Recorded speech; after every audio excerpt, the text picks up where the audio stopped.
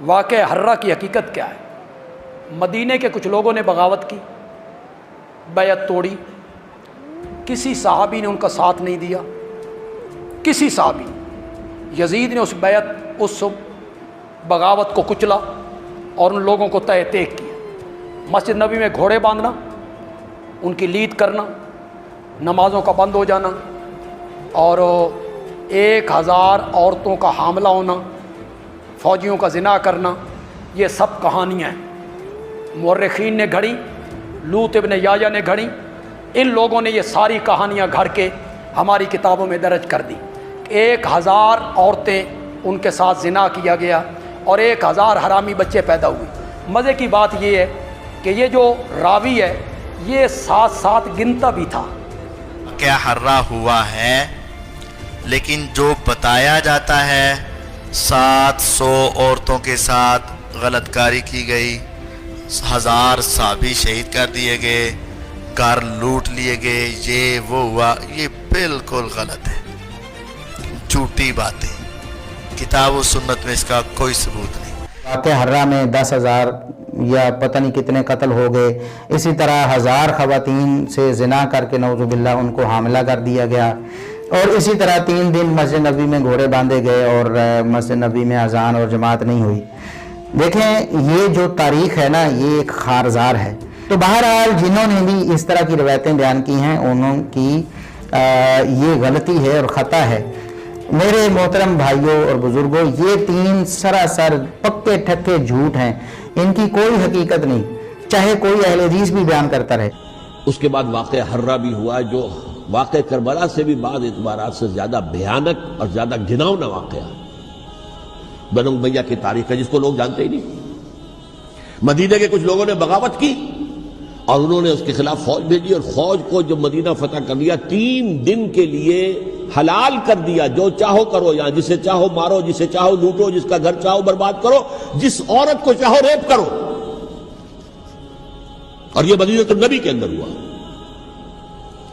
تو کاٹ کھانے والی ملوکیت کے اندر بہت سے واقعات ہوئے کہ جب حضرت حسین کو شہید کیا گیا تو ظاہر امت میں کوہرام مچ گیا، تو جن لوگوں نے تلوار کے زور پر بیعت کی ہوئی تھی، دبے ہوئے تھے، وہ بھی میدان میں اترے۔ انہوں نے کہا کہ ہم یزید ابن معاویہ کی بیعت توڑ کے اس کو پھینک دیتے ہیں۔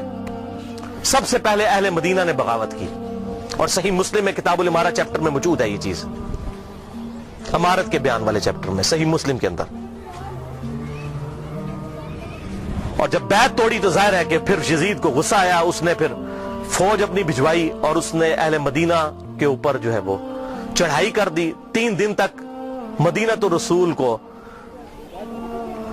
حلال ٹھہرا لیا کہ وہ حضرت عثمان غنی رضی اللہ تعالیٰ عنہ جنہوں نے شہادت گوارا کر لی، لیکن مدینہ میں اپنے دفاع میں تلوار نہیں اٹھنے دی کہ مدینہ تو رسول میں میری وجہ سے خون نہ گرے۔ اس یزید ظالم شخص نے مدینے پر حملہ کروایا اور قتل عام مسلمانوں کا کروایا۔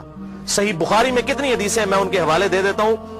صحیح بخاری میں 2604، 2959، 4024، 4906، یہ صحیح بخاری میں ہے۔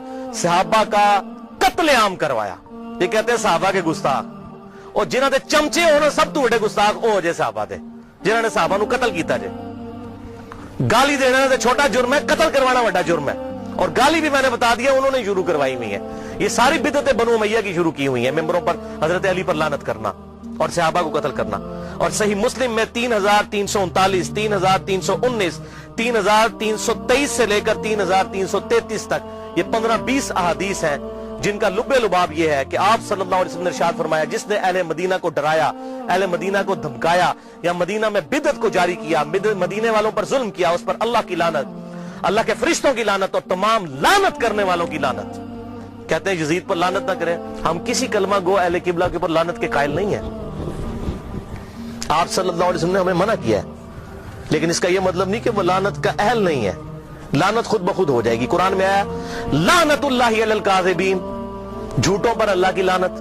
آپ میرے سامنے واضح جھوٹ بولیں، میں آپ کو لعنتی پھر بھی نہیں کہہ سکتا، حالانکہ آپ لعنت کے مستحق ہو رہے ہوں گے، جھوٹ بول کے خود بخود مستحق ہوں گے لعنت کے۔ اسی طریقے سے سورہ محمد کی آیت نمبر 22 اور 23 میں آتا ہے، جو لوگ فساد فی الارض کرتے ہیں، زمین میں قتل نہ حق کرتے ہیں، ان پر اللہ تعالیٰ کی لعنت ہوتی ہے. تو قرآن میں لعنت آئی ہے ظالموں کے اوپر, تو ہمیں تو بھیجنے کی ضرورت ہی نہیں, خود بخود جسے فٹ اسے گفٹ, جو ایسا کام کرے گا وہ خود لعنت کا مستحق ہو جائے گا. ہم کیوں لعنت بھیجیں, وہ خود بخود لعنت کے مستحق ہو گیا. وَلِعَاذُ بِاللَّهِ تعالی. اور اسی واقعہ, اس کو واقعہ حرہ کہتے ہیں, جس میں اہل مدینہ کو لوٹا گیا. اور یہاں تک کہ حافظ ابن کثیر جو آخری درجے تک اہل شام کا دفاع کرتے ہیں, لیکن یہاں پر وہ بھی تڑپ اٹھے اور انہوں نے کہا کہ یہ یزید نے جو ظلم ڈھایا, 1000 صحابیات اور تابعیات بغیر شادی کے حاملہ ٹھہری, زنا کیا یزید کی فوجوں نے. 3 دن تک مسجد نبوی میں گھوڑے باندھے, وہاں پر پیشاب کرتے رہے اور مسجد نبوی میں نماز نہیں ہوئی.